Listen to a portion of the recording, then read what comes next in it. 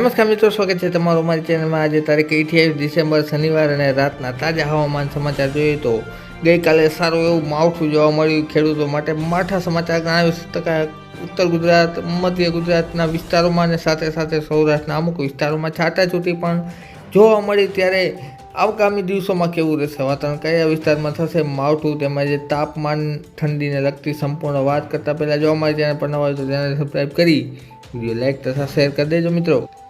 તારીખ 29 અને રવિવારના તાજા હવામાન સમાચાર જોઈએ તો મધ્યપ્રદેશ આસપાસ વાદળનો સમૂહ છે એ જોવા મળી શકે છે। તમે જોઈ શકો છો અહીં ચાર્ટમાં, પરંતુ સૌરાષ્ટ્ર ગુજરાતને ખાસ કંઈ અસર કરતા થશે નહીં, જે ખેડૂતો માટે એક રીતે કહીએ તો સારા સમાચાર ગણાવી શકાય।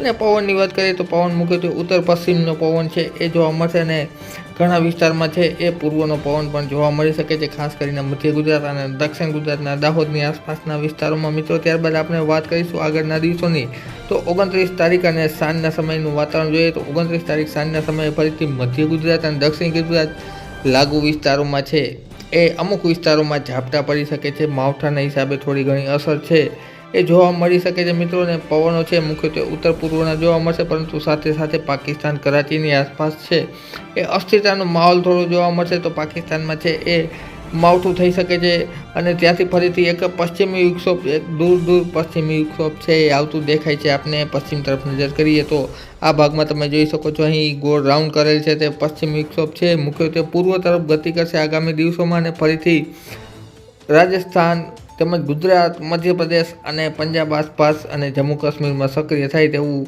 હવામાન ચાર્ટ દર્શાવી રહ્યા છે। આ પશ્ચિમી વિક્ષોભ છે એ ધીરે ધીરે છે એ પૂર્વ તરફ આગળ વધી રહ્યું છે। ત્યારબાદ આપણે 31 ડિસેમ્બરની વાત કરીએ તો 31 ડિસેમ્બરના રોજ કસરૂપી વાદળો અમુક વિસ્તારોમાં જોવા મળી શકે છે મિત્રો, અને થોડી ઘણી અસ્થિરતાનો માહોલ પણ જોવા મળી શકે છે। એમાં પણ ખાસ કરીને અહીં જામનગર, દ્વારકા અને પોરબંદરની દરિયાપટ્ટીના વિસ્તારમાં તમે જોઈ શકો છો પવનો છે એ અસ્તવ્યસ્ત જોવા મળે છે, અસ્થિરતાનો માહોલ છે સર્જાઈ શકે છે, પરંતુ ખાસ કોઈ અસર કરતા થવાની નથી, માવઠું કોઈ થવાનું નથી।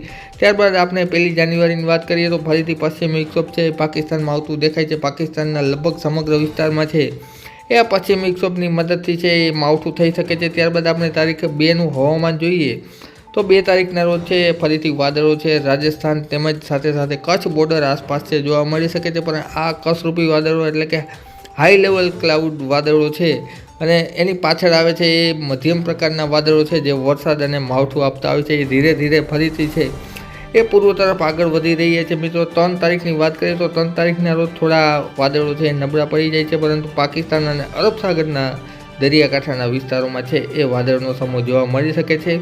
જોકે આ લાંબુ અને આગોતરું એંધાણ ગણાવી શકાય થોડું 3 જાન્યુઆરીનો રોજ, પણ ફરીથી પશ્ચિમ વિક્ષોભની મદદથી છે એ જમ્મુ કાશ્મીરમાં છે ફરીથી બરફ વર્ષા થશે અને ઠંડીનો પારો છે એ 2 તારીખથી લઈ અને 8 તારીખ દરમિયાન છે ફરીથી સારી એવી ઠંડી જોવા મળી શકે છે। અત્યારે જે ઠંડી પડી રહી છે તેના કરતાં પણ વધુ છે એ ઠંડી જોવા મળી શકે છે મિત્રો, જે બાબતે આગળ કહી શકાય।